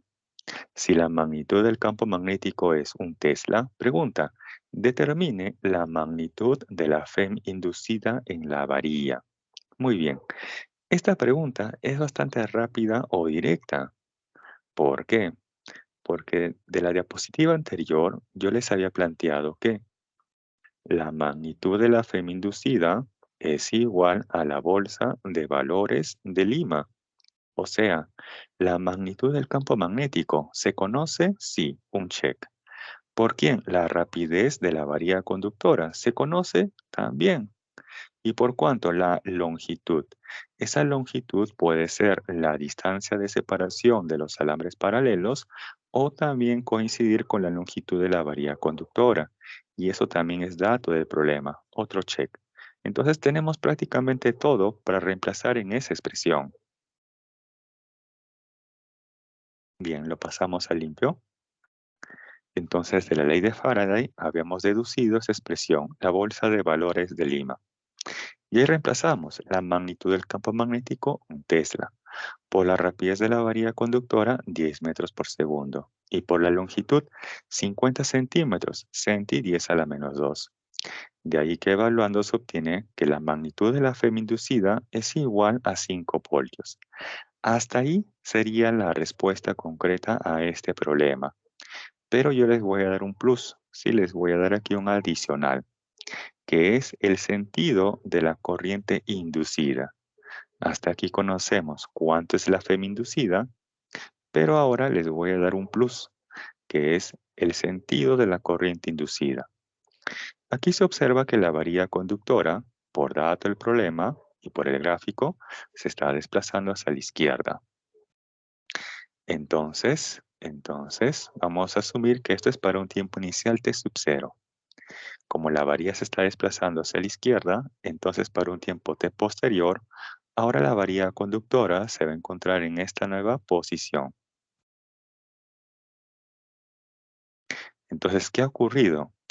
Que para el tiempo inicial t sub 0, esa varilla conductora con ese riel en forma de U ha delimitado esta área sombreada de color celeste. Y luego para un tiempo t posterior, esa varilla conductora y este riel en forma de U ahora está delimitando esta área sombreada de color negro. ¿Qué ha ocurrido con el área? Se ha incrementado. Si el área se incrementa, el flujo magnético también lo hace. Y si el flujo magnético se incrementa, entonces por ley de Lenz, ¿qué ocurre con el campo magnético externo e inducido? Pues van en direcciones opuestas. Si el campo magnético externo es notación punto, o sea, saliente del plano de su pantalla, entonces el campo magnético inducido, ¿cómo debe ser? Entrante. El campo magnético inducido debe ser entrante.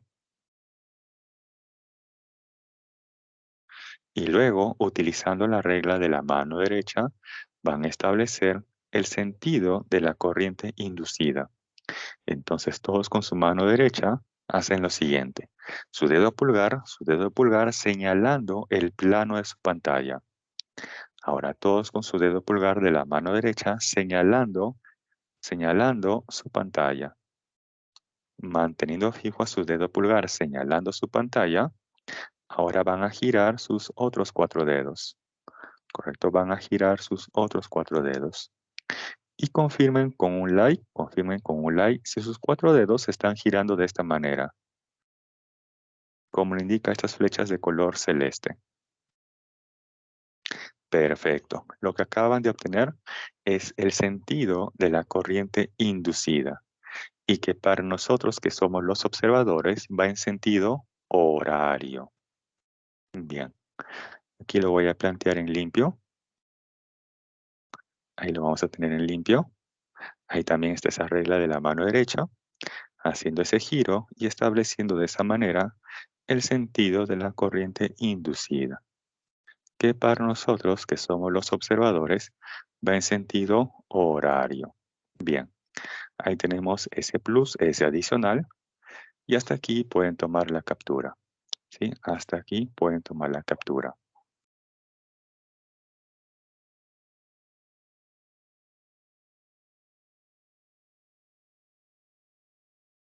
La parte clave es observar si el flujo magnético está aumentando o disminuyendo. Tengan presente que el flujo magnético puede variar debido al área, al campo magnético o la función coseno.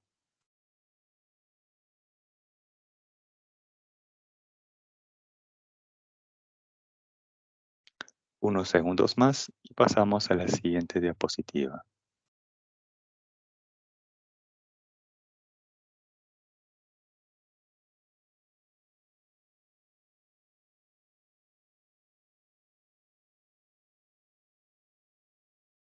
Bien, ahora vamos a analizar el transformador de corriente alterna.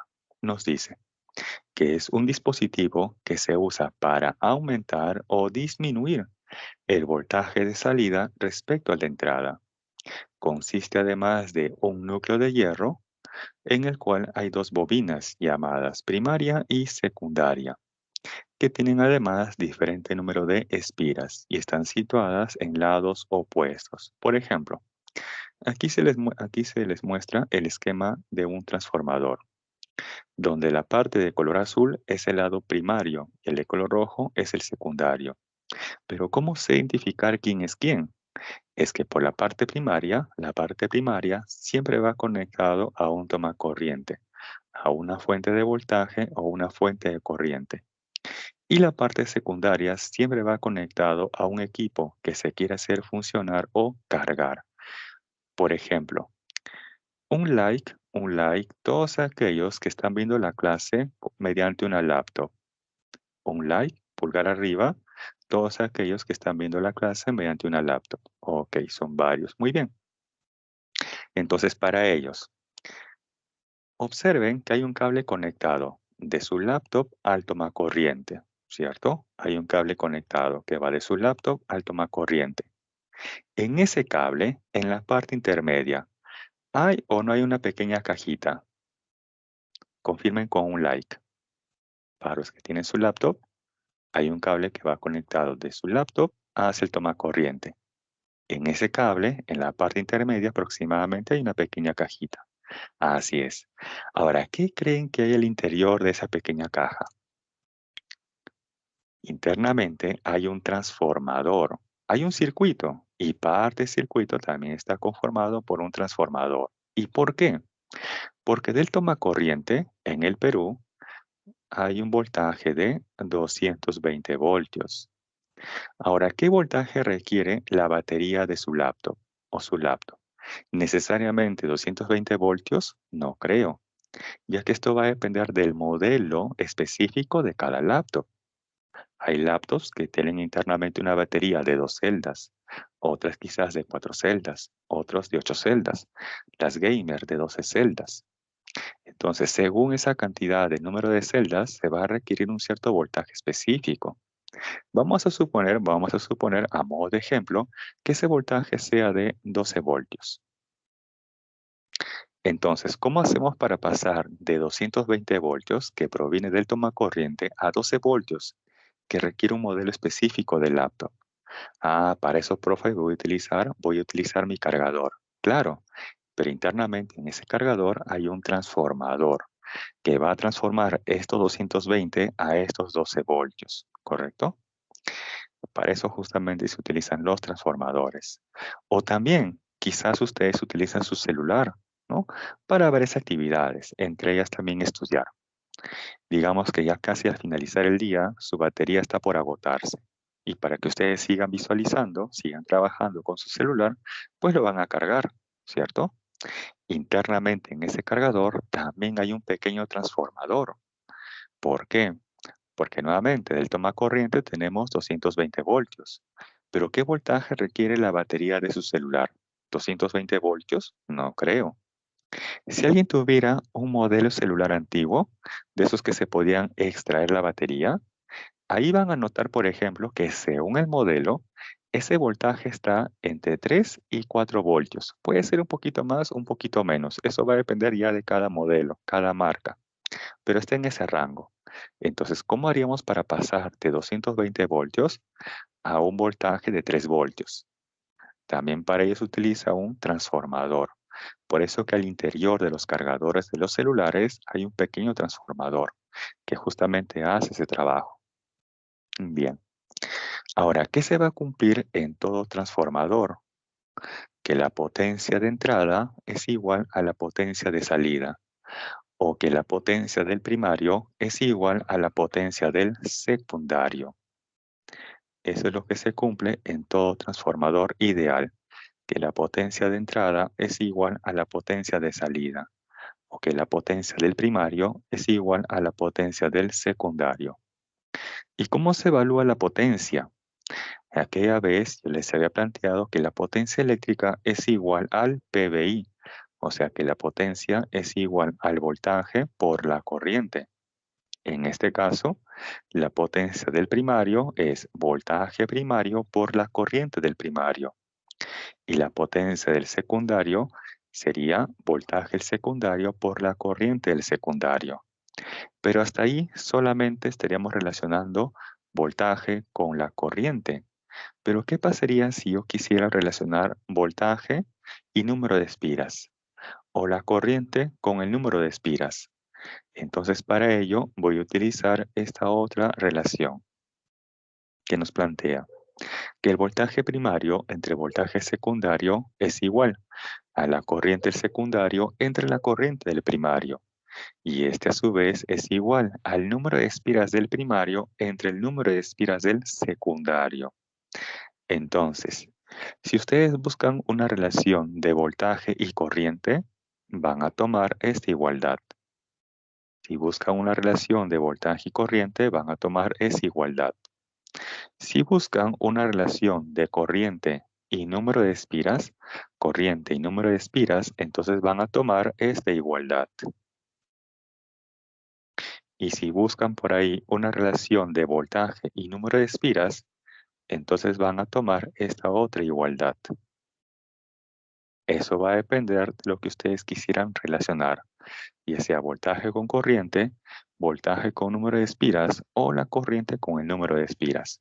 Bien, ahora en el examen les podrían plantear el siguiente problema. Para cargar la batería de una laptop, se conecta su cargador a un tomacorriente de 220 voltios.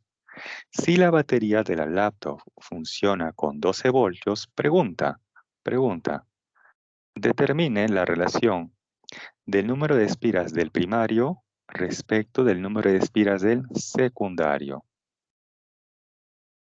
Esa es la pregunta. Ya, profe, entonces al ojo, mire, voy a relacionar voltaje con número de espiras. Muy bien, voltaje con número de espiras. ¿Qué me están preguntando? Esta relación, número de espiras del primario respecto del secundario. La duda, el inconveniente viene aquí. Si ustedes han prestado atención, en ningún momento les he indicado qué voltaje es primario y quién es secundario. No les he indicado, por ejemplo, voltaje primario es igual a 220 voltios o voltaje primario es igual a 12 voltios. En ningún momento les he mencionado eso.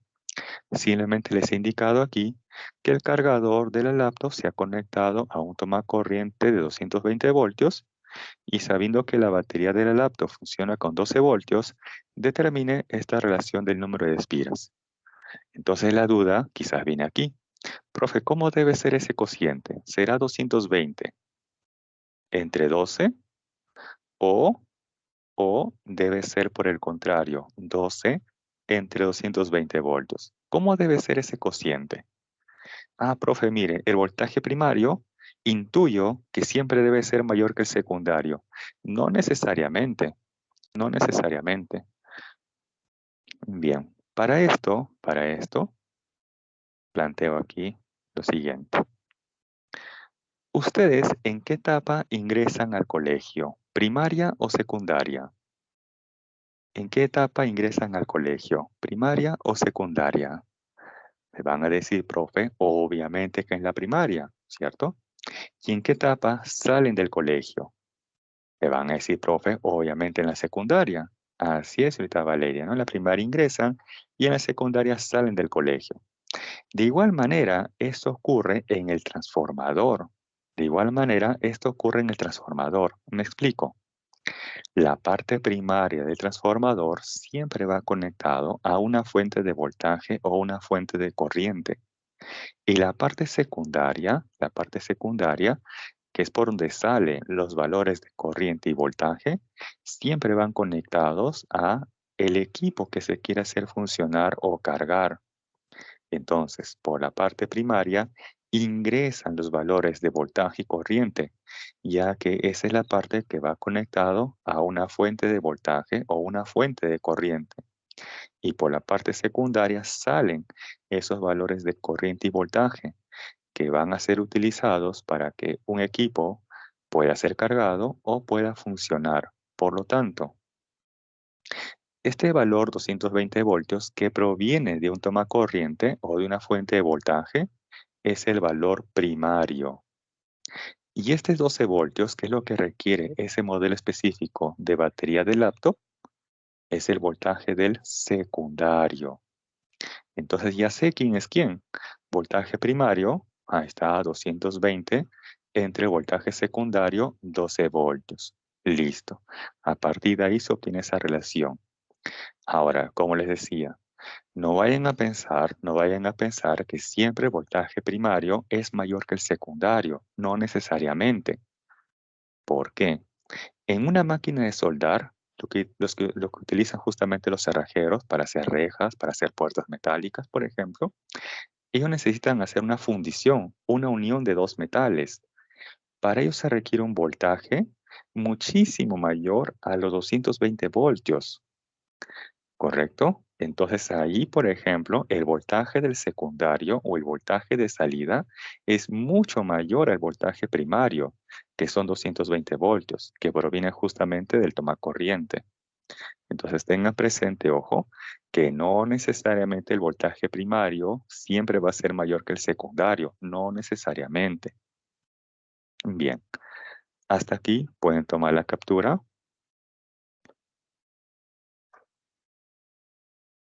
Tener presente que por la parte primaria ingresan los valores de corriente o voltaje y esa es la parte que va conectado al tomacorriente, una fuente de voltaje o una fuente de corriente. Y la parte secundaria es la que va conectado al equipo que se quiere hacer funcionar o cargar.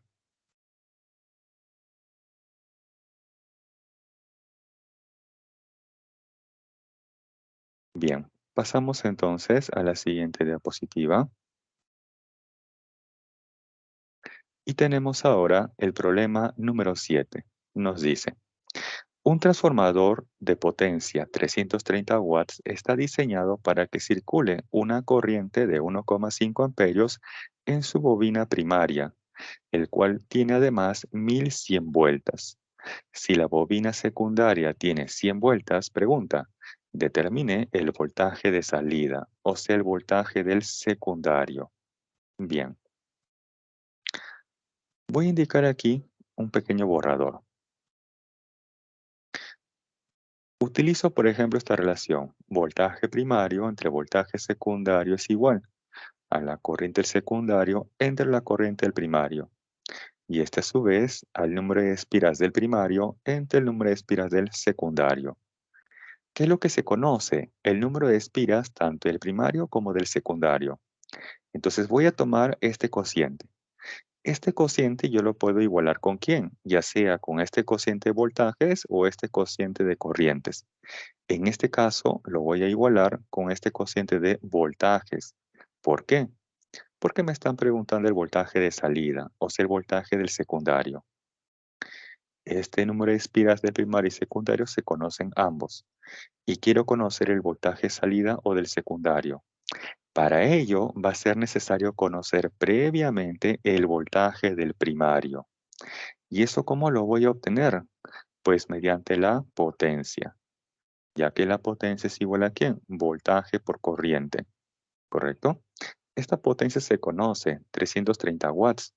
Y como estoy buscando conocer previamente el voltaje del primario, entonces esa potencia lo igualo al producto del voltaje primario por la corriente del primario, donde esa corriente del primario es dato del problema, 1,5 amperios en su bobina primaria. Entonces este valor se conoce. Esta potencia también se conoce. Despejando voy a conocer este voltaje del primario. Ese voltaje lo reemplazo aquí y despejando ya podré conocer el voltaje de salida o del secundario.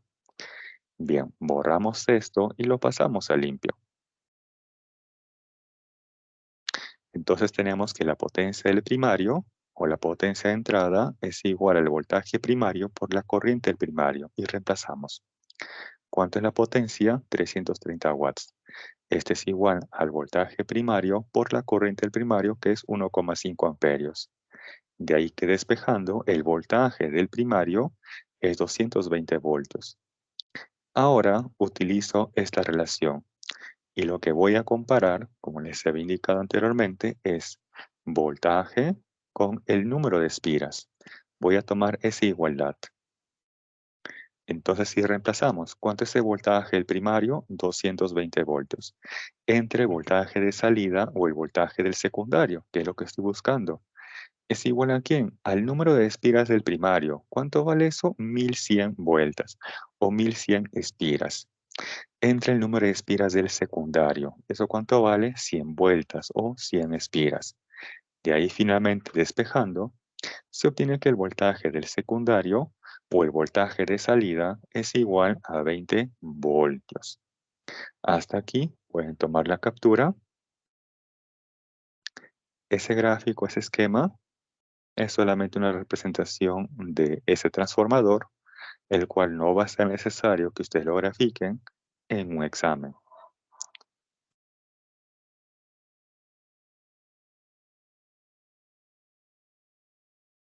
Si ustedes tienen la oportunidad de abrir cuidadosamente un cargador de celular, van a observar un transformador muy pequeñito, similar a ese que se muestra en la figura, similar a ese en forma, pero más pequeño. Y ese es justamente el transformador.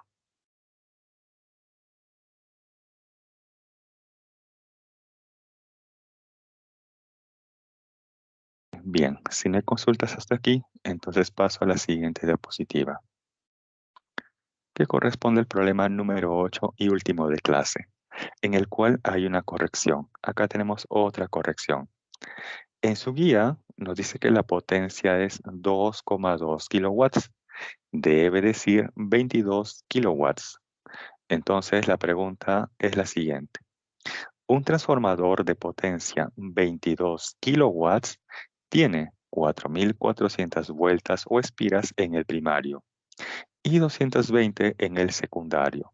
Si el voltaje del secundario es 220 voltios, pregunta, calcule la intensidad de corriente en el primario y secundario del transformador, respectivamente.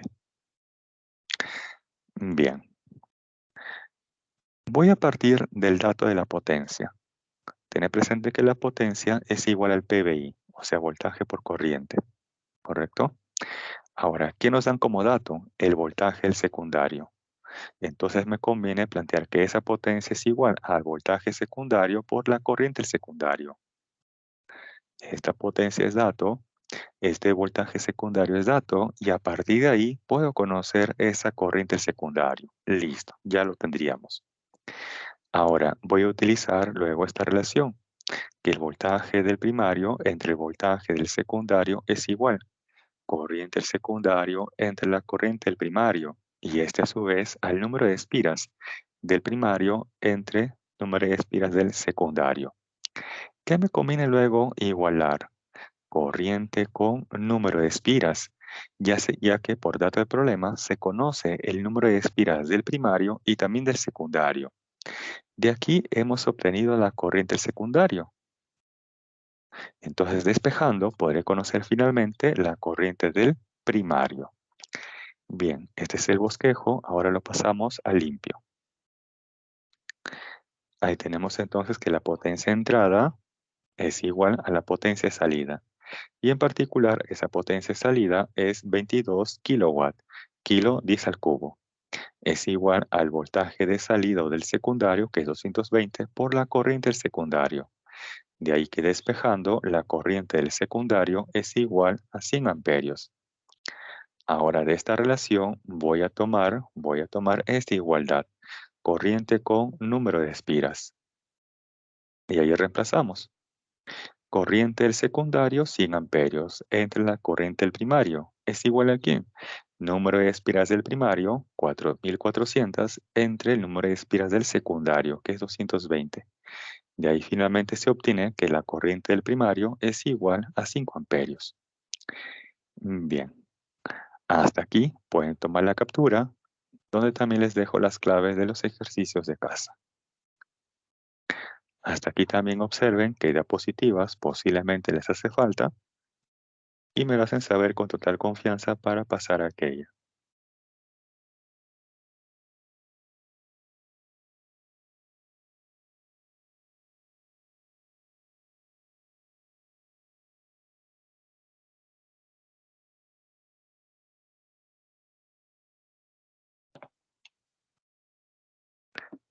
Bien, jóvenes, entonces eso ha sido todo por ahí de mi parte. Cuídense mucho y pasen muy bonito día.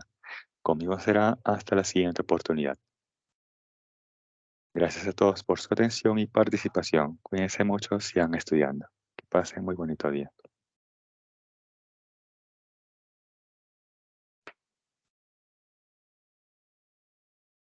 Ah, sí, joven Daniel, dígame. Justo iba a retirarme, a ver. Dime, joven Daniel, ¿alguna consulta?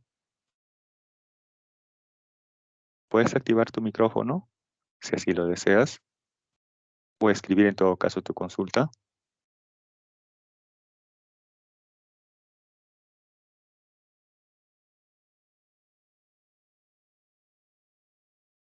Si me están hablando, yo lamentablemente creo que no tengo salida de audio.